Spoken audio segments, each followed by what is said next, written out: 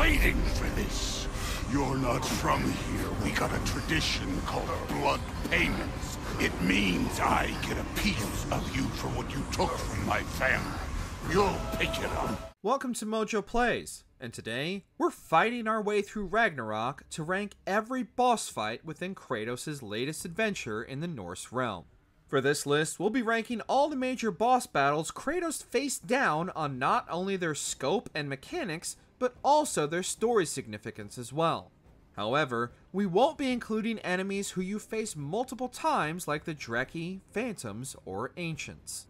What's your favorite boss fight in God of War Ragnarok, and how would you rank the best ones? Prepare yourself, and let us know in the comments below. Before we continue, be sure to subscribe to our channel and ring the bell to get notified about our latest videos. Bjorn. Atreus, where are you?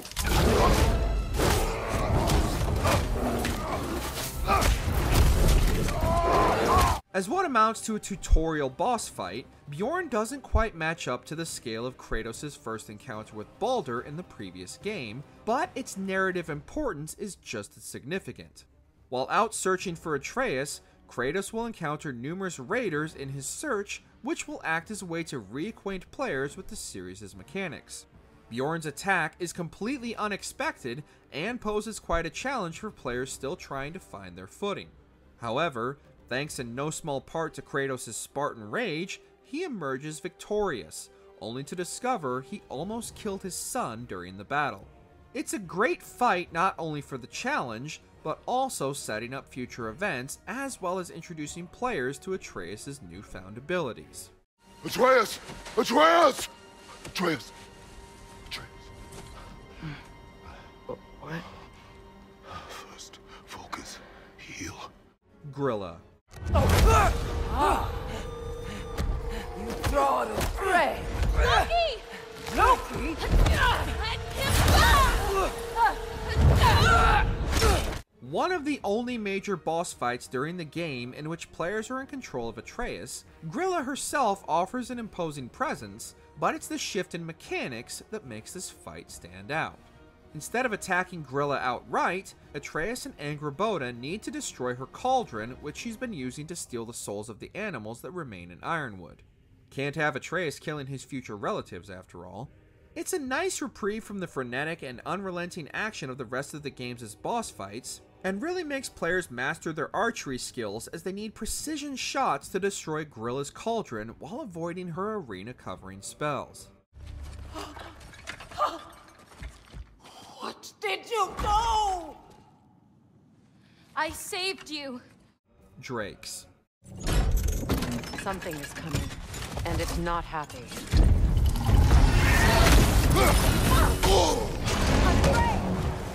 Although classified as dragons within the game's lore, we're separating the drakes from the dragons on our list due to the major differences in not only their scale, but also the fights themselves. The drakes are some of the largest creatures Kratos faces down in Ragnarok, and likewise they pack quite a punch. Their enormous size makes attacking them head-on a game of chance, as they can easily knock Kratos off his feet and across the map should he let his guard down.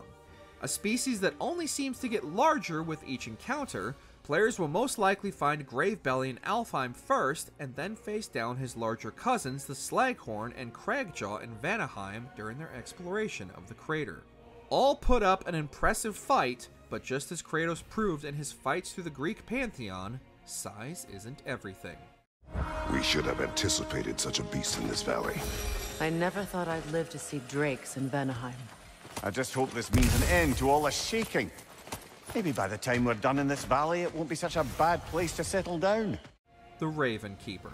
Have you any idea how long it took to shape their spirits into something useful? Have you any idea? Enough!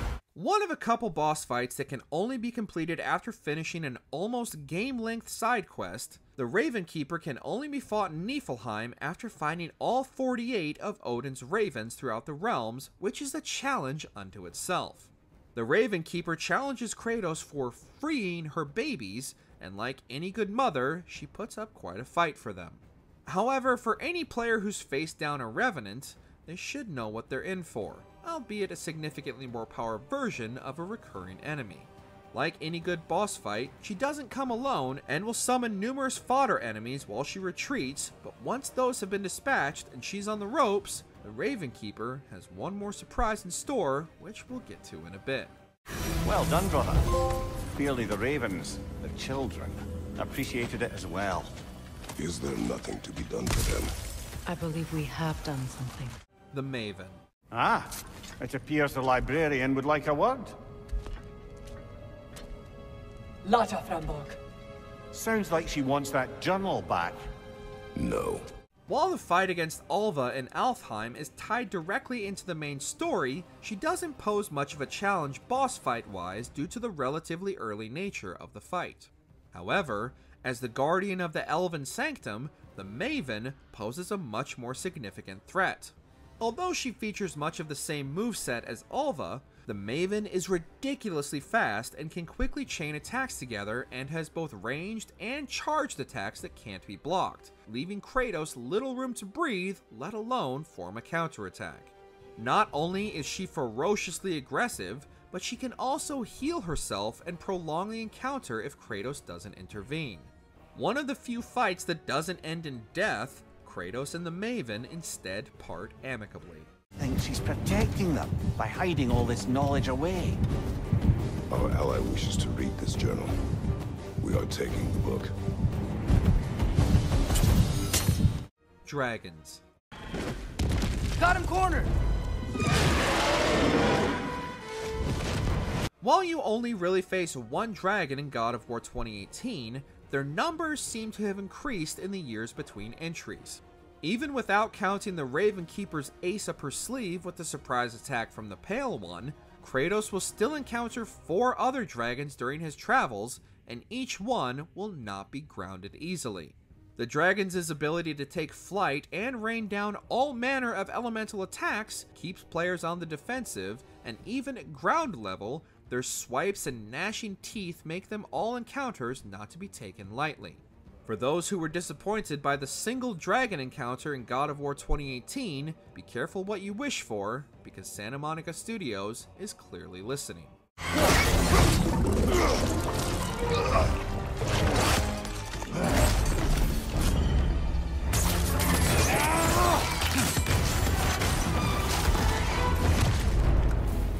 Berserker King.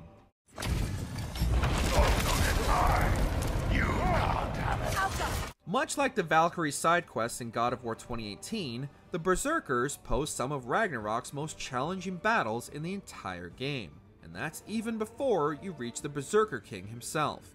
With each battle, Kratos and company will face increasingly difficult encounters, but also offer some of the game's best rewards for your efforts. King Rolf will test all of Kratos' skills as he uses combinations of all the previous Berserkers, similar to Sigrun in 2018. However, even for God of War veterans, King Rolf can still pose a substantial challenge, and much like Sigrun before him, might even lead to a couple broken controllers. The tradition lives on.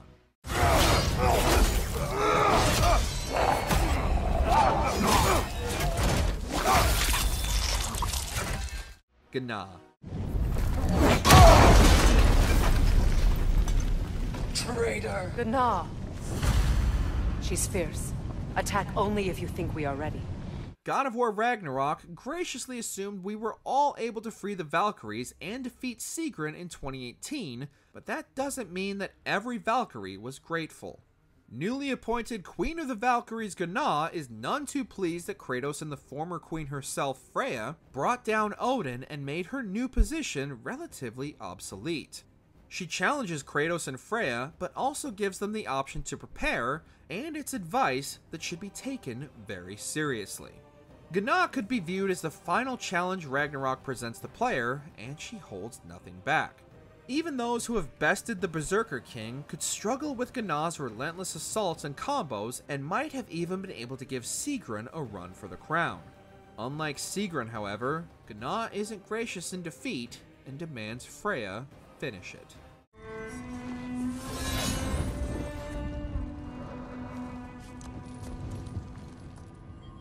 Vanities.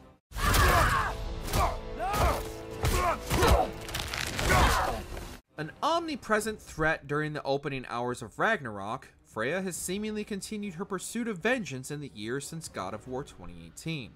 After an initial encounter, Freya returns clad in her Valkyrie armor, ready to settle things once and for all. The father and son initially don't recognize Freya, with Atreus telling her how they'd freed her sisters, and they don't want to fight her, but this all falls on deaf ears as Freya unleashes her rage, targeting Kratos specifically, and tossing him around his own yard like a ragdoll. Thankfully, the battle ends with an uneasy alliance, but for a moment, Freya nearly had her revenge for Baldur's death. Maybe. For the moment. You're of more use to me. Alive. Odin. Looks like I gotta do everything around here. The All-Father himself, Odin's presence looms large throughout Ragnarok. Even despite his time spent with Atreus, it was all a manipulation in order to further his own ambitions, and even players began to let their guard down. However, in his attempts to prevent Ragnarok, he inadvertently united the realms and brought them to his doorstep, and it's at this moment the veil is lifted, and we see Odin for who he truly is. Dropping the friendly old grandpa guise completely, Odin unleashes all manner of arena-filling magic attacks and manages to hold his own against the combined efforts of Kratos, Atreus, and Freya. He might not be the most powerful god Kratos has faced, but he is still a worthy opponent, and players are given far more motivation for exacting their revenge than any other god before him.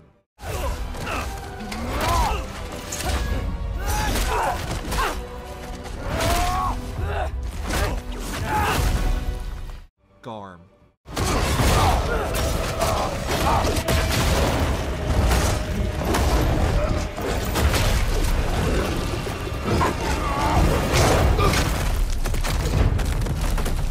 At first glance, Garm seems like an unfortunate captive in Helheim, but upon releasing him, the reason for his imprisonment becomes clear, and Kratos and Atreus set out to make things right.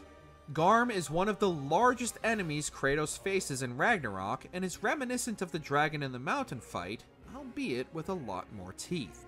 After their initial attempt to stop him fails, because nothing in Helheim stays dead, the father and son are forced once again to battle the mighty pup, but this time letting Atreus take the lead, and thankfully, the poor pupper gets a much happier outcome, and in the end, manages to bring Kratos and Atreus even closer as father and son, as all good doggos do. See what I can do when you trust me? Needhog. Come on!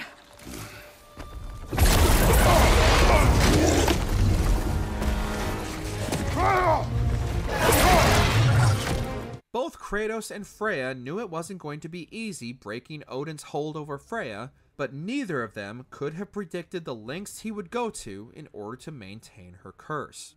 After discovering the roots of the World Tree are bound to her freedom, the real fight has only just begun, as the defender of the tree won't let her go so easily. After the initial jump scare, the Needhog unleashes all manner of Bifrost attacks for Kratos to contend with before Freya joins the fight. Even with their powers combined, however, the Needhog is resistant to the end. Attempting to retreat, Kratos holds her back so Freya can close her portal, preventing her from escaping and launching another counterattack. Sadly, the Needhog was an innocent participant in Odin's game to maintain control over Freya, and was sacrificed for the pair to get ahead.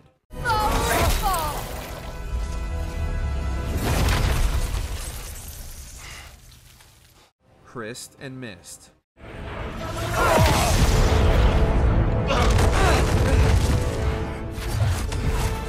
Valkyries! Odin must have sent them! After the fake-out Valkyrie fight with Freya, and only the bravest of us willing to take on Gná, the dual Valkyrie battle with Hrist and Mist is undeniably daunting for those who know the Valkyrie's legacy from the 2018 entry. Graciously, the pair do share a health bar, but just when you think you have them beat, like their namesake, they rise once again for round 2, and this time with all new attacks and combos to keep the duo at arm's length. By the time the battle concludes, however, players are rewarded with the ultimate team-up combo between father and son as they work together to strip the Valkyries of their wings and prevent any further resurrections.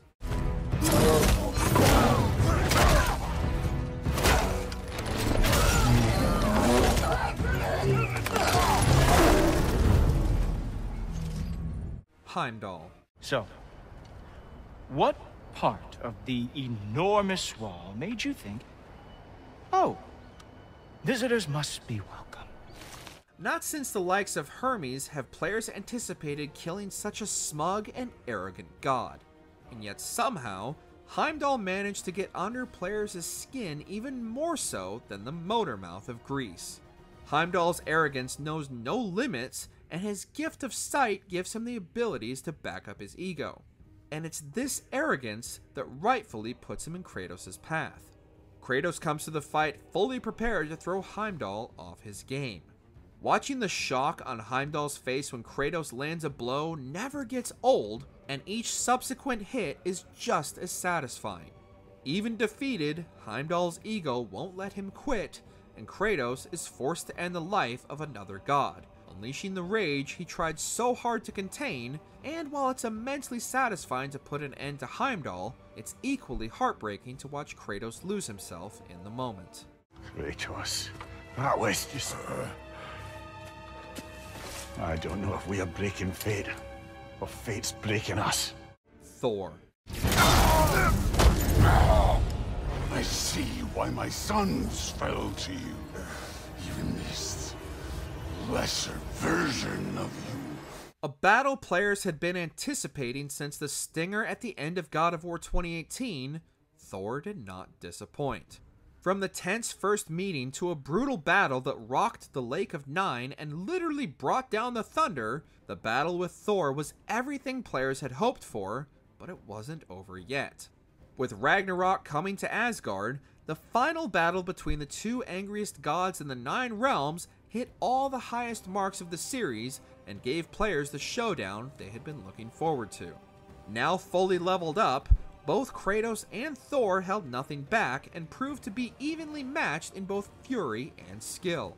While players had been expecting to wield Mjolnir, the Leviathan axe was more than a worthy counter to Thor's hammer, and although it appeared Kratos emerged victorious, he instead chose a different path, one of mutual respect. No more. For the sake of our children, we must be better. Did you enjoy this video? Check out these other clips from MojoPlays, and be sure to subscribe and ring the bell to be notified about our latest videos.